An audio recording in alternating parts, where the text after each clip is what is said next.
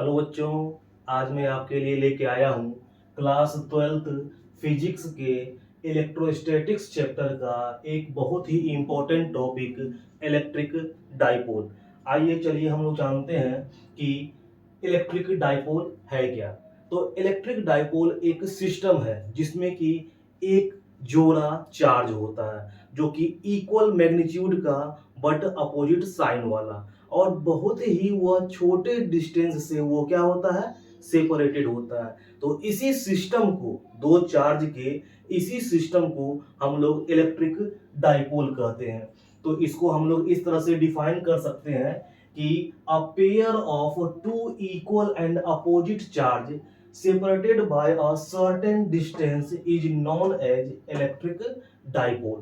इसको हम लोग पिक्चर में देखते हैं कि अगर दो चार्ज लिया जाए इक्वल मैग्नीट्यूड का और अपोजिट साइन वाला, तो देखिए यहाँ पर एक प्लस क्यू और एक माइनस क्यू, दो इक्वल मैग्नीट्यूड का चार्ज और अपोजिट नेचर का, अपोजिट साइन वाला चार्ज लिया गया हुआ है।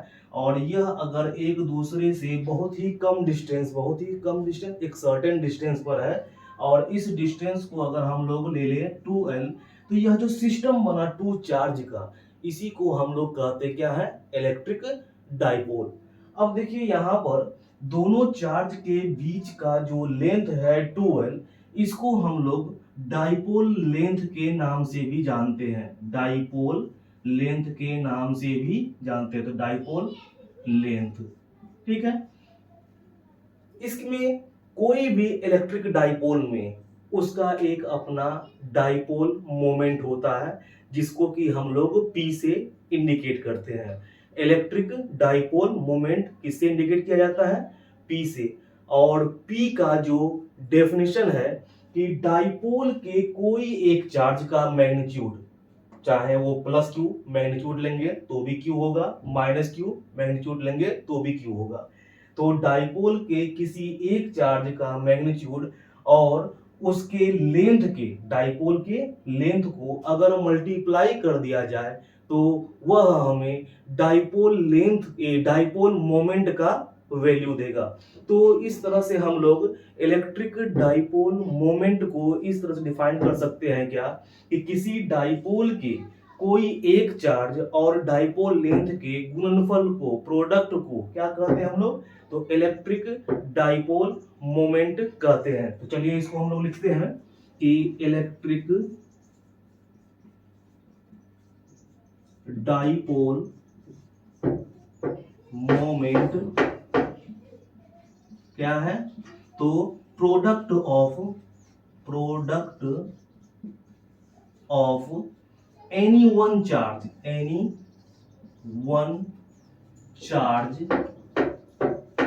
Of dipole, electric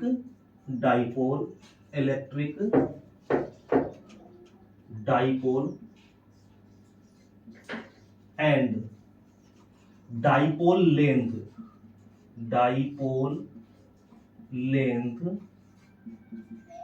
is known as electric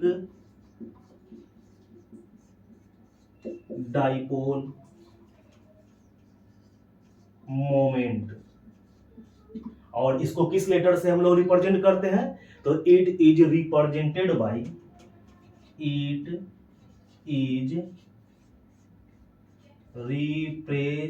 bye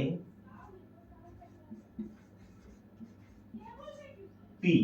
dipole moment को हम लोग किससे रिप्रेजेंट करते हैं, P से रिप्रेजेंट करते हैं। और यह एक वेक्टर क्वांटिटी है, इसके डायरेक्शन के बारे में हम लोग जानेंगे।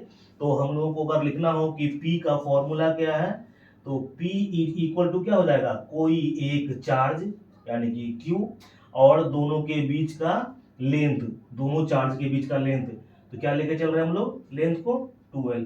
तो ये हो गया आपका इलेक्ट्रिक डाइपोल मोमेंट का फॉर्मूला, ठीक है। चलिए वीडियो को पॉज करके इतना नोट कर लीजिए।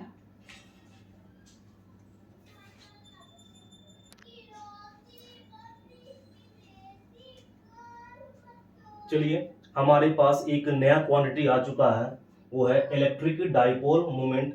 तो इसके बारे में जानते हैं कि यह किस प्रकार की राशि है, इसका डायमेंशन क्या होता है, इसका यूनिट क्या होता है, और भी कुछ एक्स्ट्रा में।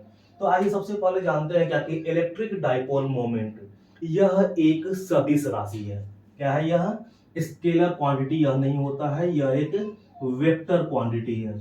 तो वेक्टर क्वांटिटी है इलेक्ट्रिक डाइपोल मोमेंट, यह एक वेक्टर क्वांटिटी है और इसकी जो डायरेक्शन होती है वो हमेशा नेगेटिव चार्ज से पॉजिटिव चार्ज की ओर होता है, यानी कि its direction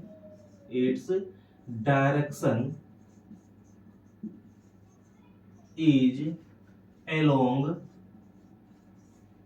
negative charge to positive charge. ठीक है ना, कि अगर हम लोग जैसे क्या कि यह एक इलेक्ट्रिक डाइपोल ले लें, ये आपका माइनस क्यू चार्ज और ये प्लस क्यू चार्ज, तो इसका जो डाइपोल मोमेंट है उसका डायरेक्शन कहाँ होगा आपका? To negative charge to positive charge की ओर होता है। इसका जो एस आई यूनिट होता है, S I unit of electric dipole, तो इलेक्ट्रिक डाइपोल, तो बताइए तो फॉर्मूला क्या है? तो इलेक्ट्रिक डाइपोल का फॉर्मूला है Q into 2L, charge into dipole length. तो चार्ज के लिए कूलम और लेंथ के लिए आपका क्या? मीटर। तो क्या हो जाएगा इसका एसआई यूनिट जो हो जाएगा वो होगा क्या? Coulomb metre. ठीक है, फिर उसके बाद इसका आखिर डायमेंशन क्या होगा? तो इट्स डायमेंशन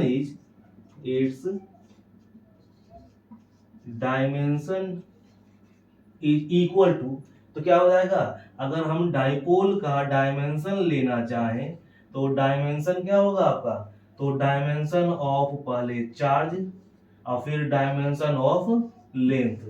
ठीक है, चार्ज का डायमेंशन क्या होता है?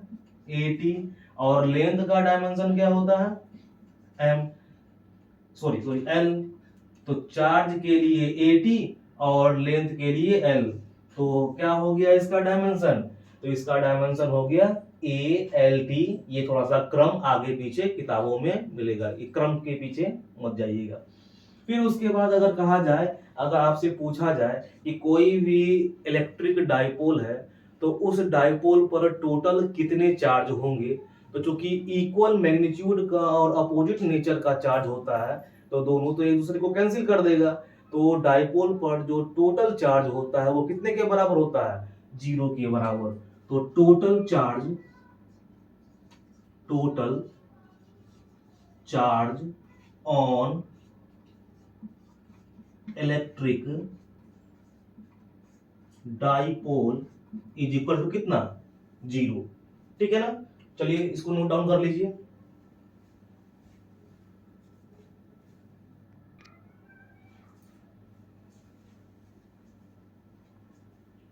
चलिए अब हम लोग आगे बढ़ते हैं।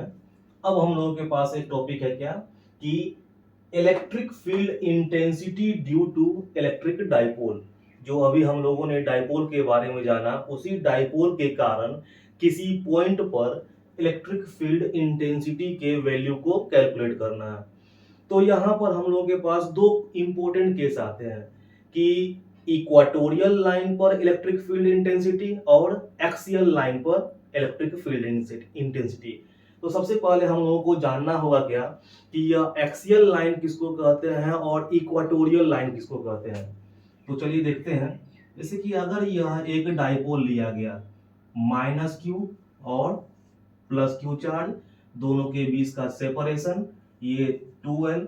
तो अगर एक ऐसा पॉइंट जो कि ये माइनस क्यू और प्लस क्यू चार्ज को मिलाने वाले लाइन के ऊपर हो और किस दिशा में हो, तो P के डायरेक्शन में, डाइपोल मोमेंट के डायरेक्शन में, यानी डाइपोल मोमेंट का direction negative to positive charge इधर की हो, तो इसी को अगर हम इस डायरेक्शन में आगे बढ़ा दें और यह पॉइंट अगर मान लिया जाए कि हम पॉइंट P ले लें, तो यह पॉइंट P जो है ये कहलाता क्या है कि यह पॉइंट P एक्सियल लाइन पर है। ठीक है ना, एक्सियल लाइन पे क्या, तो नेगेटिव चार्ज और पॉजिटिव चार्ज को मिलाने वाली रेखा को आगे बढ़ा दे और उस पर कोई पॉइंट ले ले तो वह पॉइंट कहलाएगा क्या, एक्सियल लाइन, अक्षीय रेखा पर।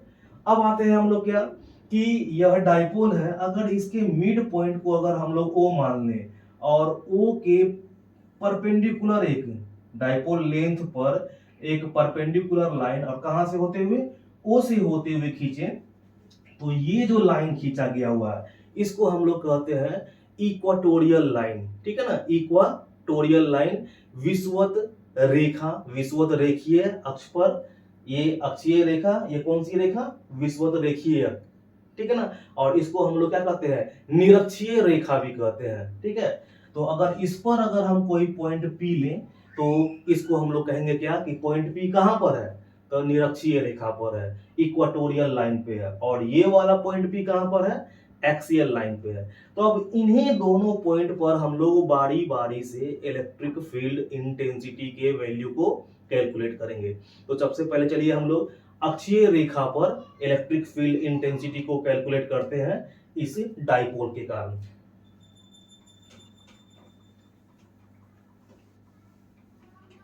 चलिए हमको कैलकुलेट करना है, तो एक फिगर बनाते हैं डाइपोल का।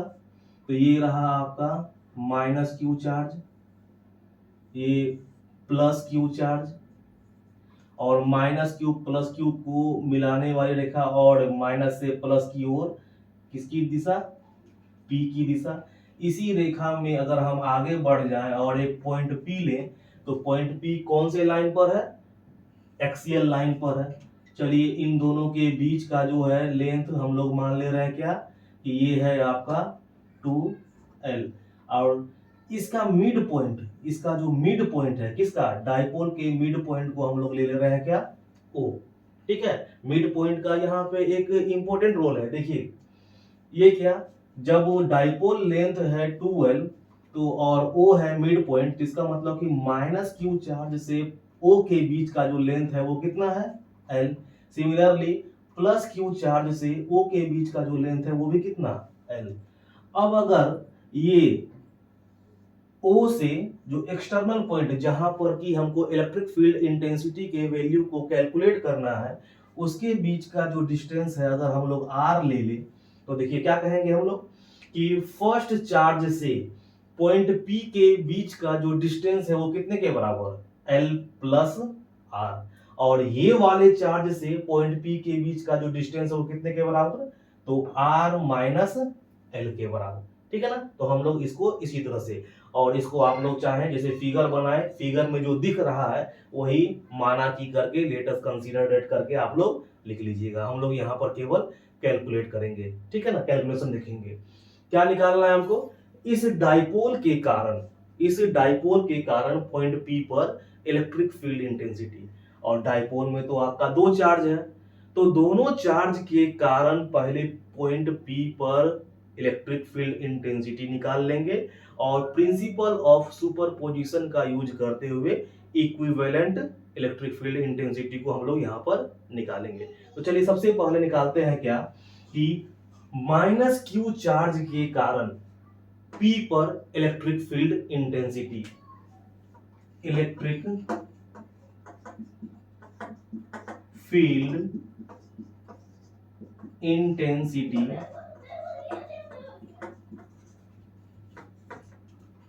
Due to minus Q charge, और कहां पर, तो एट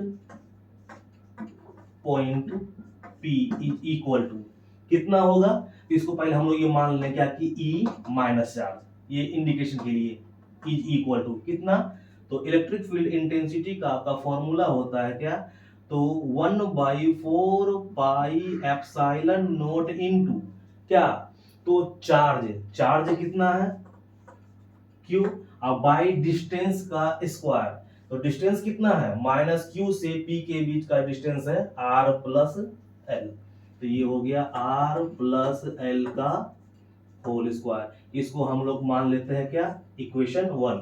और इसका डायरेक्शन बताइए, इलेक्ट्रिक फील्ड इंटेंसिटी का जो डायरेक्शन होगा वो कहां होगा, तो देख लीजिए आप कि ये माइनस क्यू चार्ज, और माइनस क्यू चार्ज और इलेक्ट्रिक फील्ड इंटेंसिटी को तो हम लोग डिफाइन करते हैं क्या, कि यूनिट पॉजिटिव चार्ज पर लगने वाले फोर्स को क्या कहते हैं हम लोग, इलेक्ट्रिक फील्ड। तो इसका जो डायरेक्शन होगा क्या होगा, तो टुवार्ड्स लेफ्ट हैंड साइड। तो यहाँ पर लिख दिया जा रहा है कि अलोंग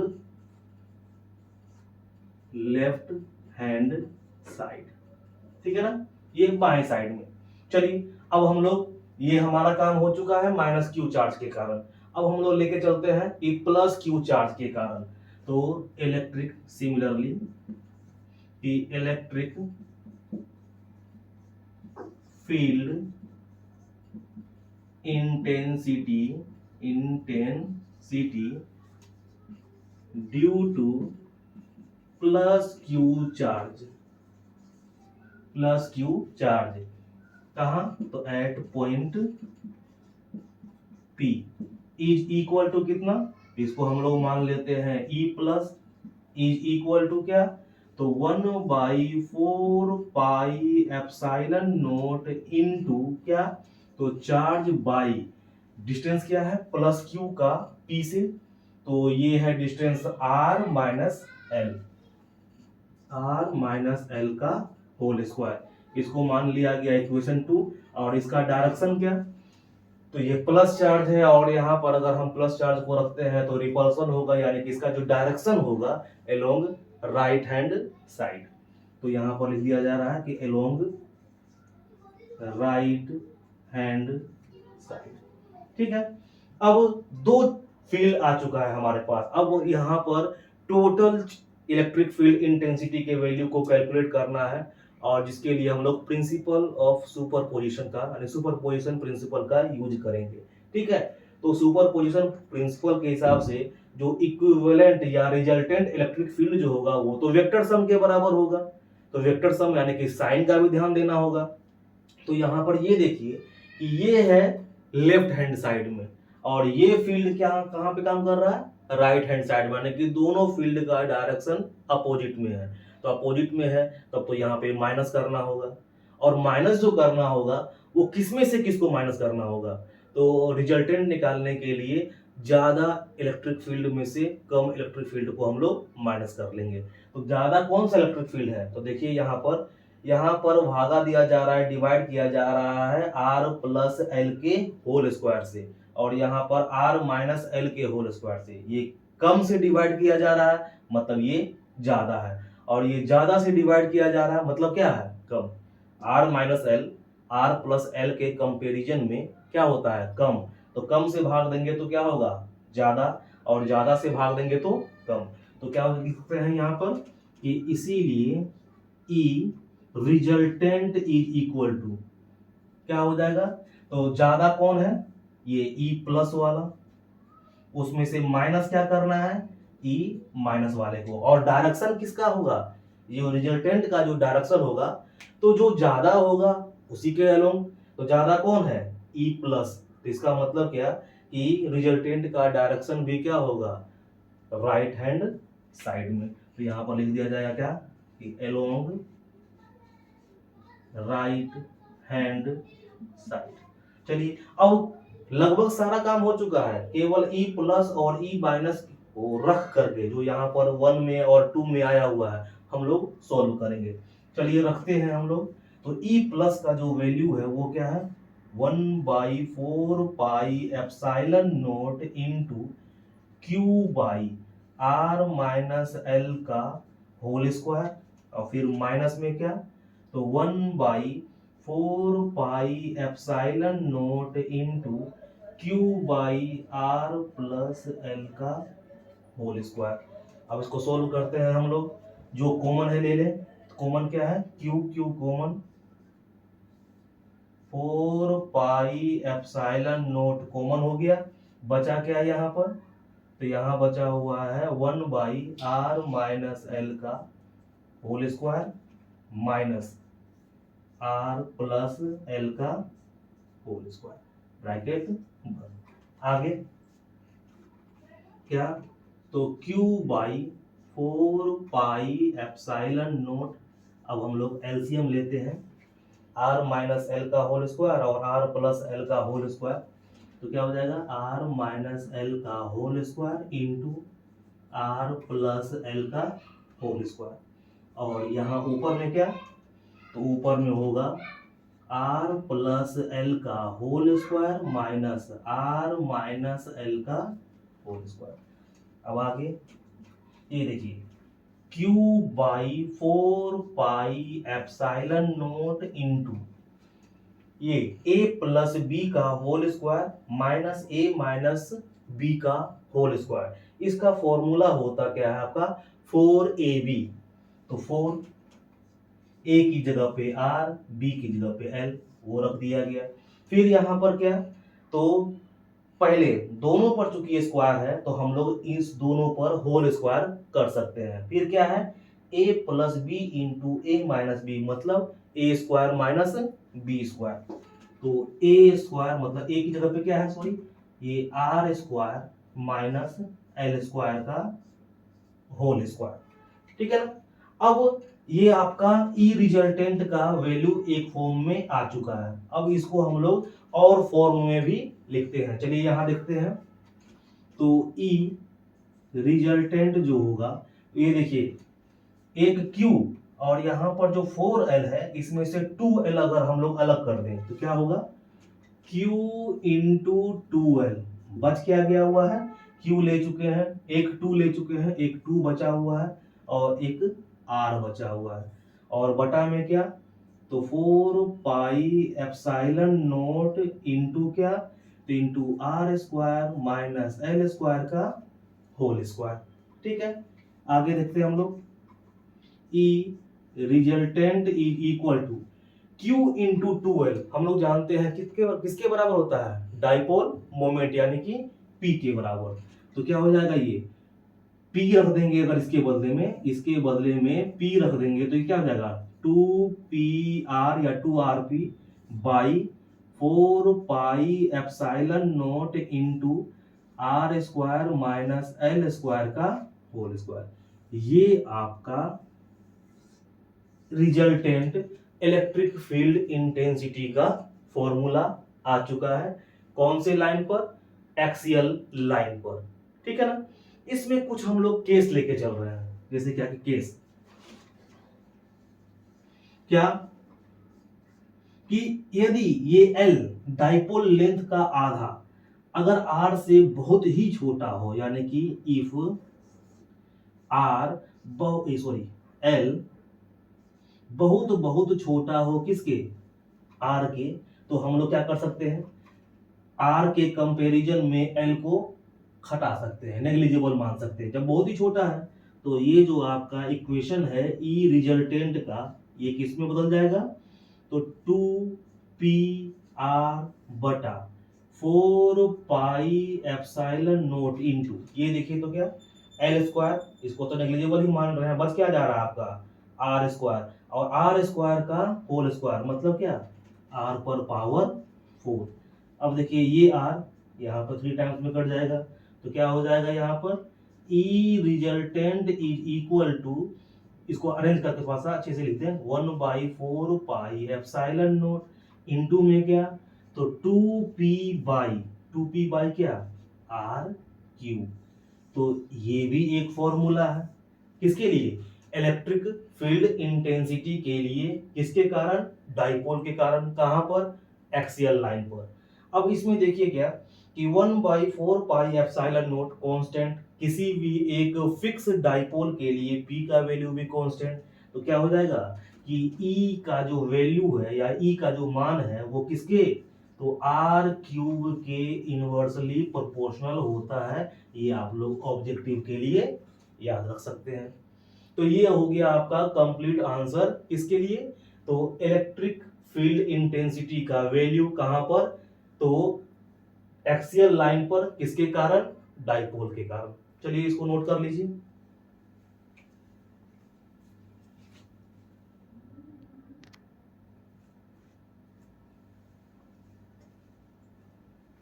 चलिए अब हम लोग बढ़ रहे हैं कि इलेक्ट्रिक फील्ड इंटेंसिटी उसी डाइपोल के कारण कहां पर, तो एलोंग इक्वेटोरियल लाइन पर। इक्वेटोरियल लाइन पर विद्युत क्षेत्र की तीव्रता का मान क्या होगा, तो चलिए इसके लिए सबसे पहले हम लोग एक फिगर बनाते हैं।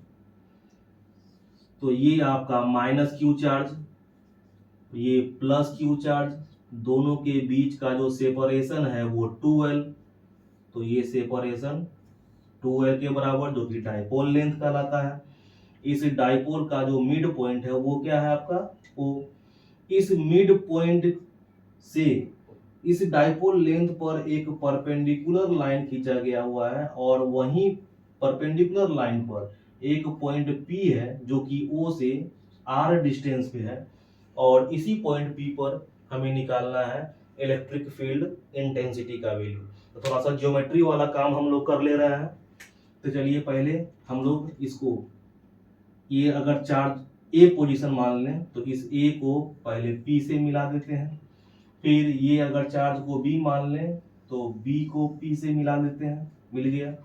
उसके बाद देखिए तो क्या कि ये लेंथ कितने के बराबर, L के बराबर, टोटल डाइपोल लेंथ है 2L, तो ये AO बराबर L। सिमिलरली BO बराबर क्या, L। ये अभी ज्योमेट्री वाला काम कर रहे हैं हम लोग। जब ये हो गया R, ये हो गया आपका L, इस ट्रायंगल में भी ये R और ये L, और ये एंगल कितने के बराबर, 90 डिग्री के बराबर। तो पाइथागोरस थ्योरम से AP का जो वैल्यू होगा वो कितने के बराबर होगा, तो under root L square plus R square. Similarly यहाँ भी क्या होगा, तो under root L square plus R square. ठीक है। अब चलिए हम लोग निकालते हैं क्या, तो आपका इलेक्ट्रिक फील्ड इंटेंसिटी प्रत्येक इंडिविजुअल चार्ज के लिए। तो सबसे पहले कि electric field intensity at P due to minus Q charge. Electric field intensity due to minus Q charge, ठीक है ना। कहां पर, तो एट P। चलिए निकालते हैं। E इक्वल टू क्या, माइनस क्यू के लिए E माइनस इक्वल टू, तो 1/4 pi epsilon naught into charge का मैग्नीट्यूड Q डिवाइड बाई क्या, तो माइनस क्यू चार्ज का P से कितना का डिस्टेंस है, तो कितना का डिस्टेंस है, under root L square plus R square का, यानी ये क्या हो जाएगा, तो under root L square plus R square का होल स्क्वायर। ये हो गया इलेक्ट्रिक फील्ड इंटेंसिटी P पर माइनस क्यू चार्ज के कारण। इसका डायरेक्शन क्या होगा, तो इसका जो डायरेक्शन होगा देख लीजिए, ये माइनस क्यू चार्ज है यानी नेगेटिव चार्ज है, तो नेगेटिव चार्ज के कारण तो डायरेक्शन नेगेटिव चार्ज की ओर होता है इलेक्ट्रिक फील्ड का। तो ये ले लीजिए डायरेक्शन दिखा दिया गया E माइनस, तो डायरेक्शन क्या लिख देंगे, अलोंग PA। तो लिख दिया जा रहा है यहाँ पर क्या, अलोंग PA। इसको हम लोग इक्वेशन 1 मान लेते हैं। सिमिलरली अब हम लोग प्लस क्यू चार्ज के लिए निकालते हैं। तो फिर अगेन या सिमिलरली कि electric field intensity due to plus Q charge at P कितना, तो इसलिए E plus is equal to क्या, तो फॉर्मूला हमारा 1/4 pi epsilon naught into charge का मैग्नीट्यूड Q, और इस बार प्लस क्यू चार्ज से P के बीच का जो डिस्टेंस है वही क्या आता है, तो L square plus R square का होल स्क्वायर। इसको हम लोग क्या मान लें, इक्वेशन 2। और इस फील्ड का जो डायरेक्शन है वो किधर की ओर होगा, तो देख लीजिए ये प्लस क्यू चार्ज है, चूंकि यह प्लस क्यू चार्ज है तो फील्ड का डायरेक्शन कहाँ होगा, अलोंग PB।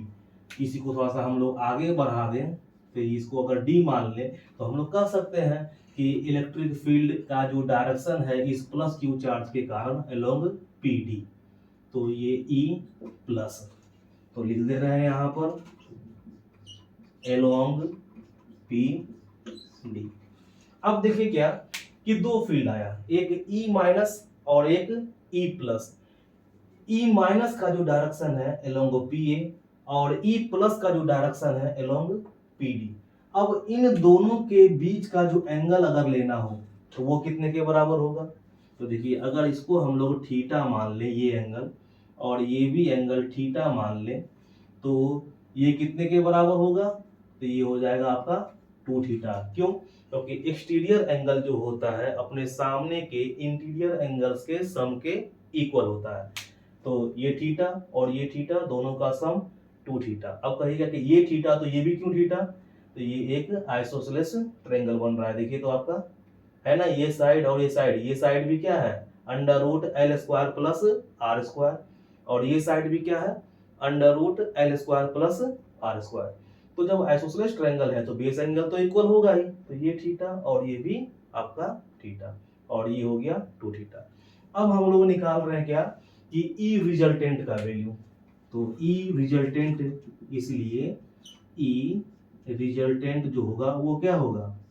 तो हमारे पास एक फॉर्मूला है रिजल्टेंट का कि अगर दो वेक्टर हो, एक वेक्टर ए एक वेक्टर बी, और दोनों के बीच का अगर एंगल थीटा हो, तो रिजल्टेंट का जो फॉर्मूला होता है वो होता क्या है आपका? तो A square plus B square plus 2ab cos theta, दोनों के बीच का एंगल। ठीक है ना? तो यहाँ पर देखिए कि ई रिजल्टेंट लेके चलना होगा अगर हमें, तो क्या करेंगे? ई प्लस का स्क्वायर प्लस ई माइनस का square plus 2 into E plus E minus into क्या? Cos 2 theta. 2 थीटा क्यों? क्योंकि यहाँ पर ई प्लस और ई माइनस के बीच का एंगल कितना दिया हुआ है? 2 थीटा। चलिए अब हम लोग इसको सॉल्व कर रहे हैं। एक बात यहाँ पर थोड़ा सा और भी कर सकते हैं क्या, ये देखिए ई माइनस का वैल्यू और ई प्लस का वैल्यू देखिए दोनों इक्वल है मैग्नीट्यूड में, डायरेक्शन में भले ही मतलब अलग अलग है, मैग्नीट्यूड में इक्वल है। तो यहाँ पर हम लोग ये ई प्लस ई माइनस और ये E plus into E minus, यानी कि इसको हम ई प्लस या ई माइनस का होल स्क्वायर कर सकते हैं। तो अगर हम लोग इसको लेके चलें, पहले एक लाइन हम लिख ही ले रहे हैं यहाँ पर क्या, तो ई प्लस को ई प्लस ही रहने देते हैं, ई प्लस का स्क्वायर, ई माइनस को ई प्लस का कर दे रहे हैं क्योंकि दोनों मैग्नीट्यूड में तो बराबर है। तो ई प्लस का square plus 2 into E plus into E plus, मतलब ई प्लस का होल स्क्वायर, ई प्लस का होल स्क्वायर। देखिए यहाँ पे ई प्लस है आपका, और ई माइनस की जगह पे अगर हम ई प्लस रखते हैं तो E plus into E plus क्या हो जाएगा? ई प्लस का स्क्वायर। तो वही ई प्लस का स्क्वायर लिख दिया गया और बच क्या गया? cos 2 theta. तो cos 2 थीटा। अब आगे ई रिजल्टेंट इज इक्वल टू, यहाँ देखिए ई प्लस और ई प्लस का स्क्वायर है। ई प्लस का स्क्वायर अगर हम कॉमन ले लें तो क्या बचेगा? ई प्लस का स्क्वायर अगर कॉमन लिया जाए तो बच रहा है 1 प्लस 2 कॉस 2 थीटा। ठीक है? अब ये ई प्लस का स्क्वायर तो आपका ई प्लस बन के बाहर आ जाएगा, तो ई प्लस बन के बाहर आ गया और अंदर में क्या रह गया आपका? तो 2 प्लस 2 कॉस 2 थीटा, 2, जिसमें क्या कि 2 कॉमन ले लेंगे तो क्या हो जाएगा? 1 प्लस कॉस 2 थीटा। ये 1 प्लस कॉस 2 कॉमन लेने के बाद अब इसको सॉल्व करना है। तो देखिए क्या कि हमारे पास एक और फॉर्मूला है कि कॉस 2 थीटा बराबर, यहाँ पर देखिए कि कॉस 2 थीटा बराबर ये होता क्या है? तो 2 cos square theta minus 1, 2 cos square theta minus 1। तो ये माइनस 1 को अगर इधर लेके चले तो क्या हो जाएगा? 1 प्लस कॉस 2 थीटा बराबर 2 कॉस स्क्वायर थीटा। तो यहाँ पर अगर हम लोग रखें कि E plus, sorry E plus तो बाहर आ चुका है, तो ई प्लस और ये अंडर रूट कितना?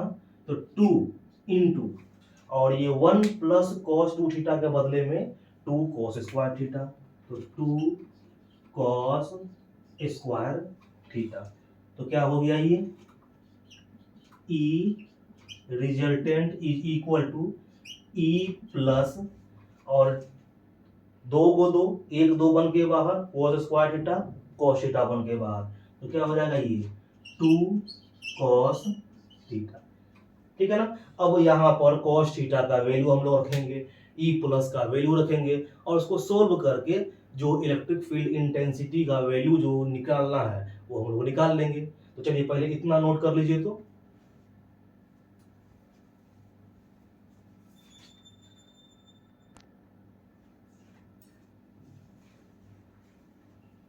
तो चलिए हम लोग यहां तक पहुंचे हुए थे कि ई रिजल्टेंट इज इक्वल टू कितना, तो E plus into top 2 cos theta. अब हम लोग ई प्लस का वैल्यू और कॉस थीटा का वैल्यू यहाँ पर रखते हैं। तो चलिए ई प्लस का वैल्यू क्या आया हुआ था, तो 1/4 पाई एप्सिलॉन नॉट इंटू में कितना, तो Q into under root L square plus R square का होल स्क्वायर, ये आया हुआ था ई प्लस का वैल्यू, इंटू कितना 2, फिर क्या कॉस थीटा बराबर क्या होता है, base by hypotenuse B by H. तो ये देखिए क्या कि इस एंगल के लिए बेस आपका क्या है, तो बेस है एल, और एच क्या है, तो under root L square plus R square. तो हम लोग देख सकते हैं कॉस थीटा के बदले में L by under root L square plus R square, सारा वैल्यू जो रखना था रख दिया गया। अब इसी को जो है हम लोग को क्या करना है, सॉल्व करना है। तो चलिए ई रिजल्टेंट क्या है आपका, तो ये देखिए, तो 1/4 पाई एप्सिलॉन नॉट, और ये यहीं पे लिख दे रहे हैं हम लोग Q इंटू 2L, पहले से जान रहे हैं क्या होता है, इलेक्ट्रिक डाइपोल मोमेंट यानी कि P डिवाइड बाई ये क्या है, तो L square plus R square to the power 1/2, और इसको क्या कहेंगे हम लोग, ये वाला, तो L square plus R square और पर पावर 2/2, यानी कि ये तो कर देगा, या इसे कम कीजिए ना कि स्क्वायर रूट का स्क्वायर रूट तो खत्म कर देगा, बच जाएगा क्या, तो L square plus R square पर पावर कितना, कुछ नहीं मतलब 1, तो यहाँ 1 पावर और यहाँ पर हाफ पावर, और दोनों इनटू में है। तो आधार समान रहने पे पावर क्या होता है, या बेस समान रहने पे पावर क्या होता है, ऐड हो जाता है। तो यहाँ 1 पावर, यहाँ हाफ पावर ऐड हो गया, क्या हो जाएगा 3/2 पावर, यानी कि L square plus R square to the power 3/2। ये एक आपका यहाँ पर फॉर्मूला आ चुका है। ठीक है। अब इसमें कुछ वही, जैसे कि हम लोग कुछ नेग्लिजिबल वगैरह मान रहे थे कि एल का जो मान है अगर आर के मान से बहुत बहुत छोटा हो, यानी कि केस कि इफ एल इज बहुत बहुत छोटा आर, तो क्या होगा, इसको तो हम नेग्लिजिबल मान सकते हैं, बच जाएगा क्या आर स्क्वायर।